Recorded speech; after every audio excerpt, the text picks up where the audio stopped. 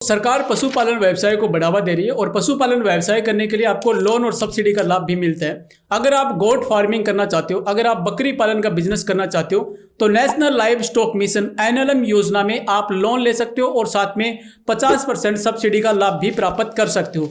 यहाँ पे आप अधिकतम 1 करोड़ रुपए तक का लोन प्राप्त कर सकते हो। मान लेते हैं कि अगर आप 50 लाख रुपए का लोन लेते हो तो इसमें आपको 50% सब्सिडी मिलती है, यानी कि 50 लाख के लोन पे आपको 25 लाख रुपए तक की सब्सिडी का लाभ भी मिल सकता है। ये सरकार की योजना है और जो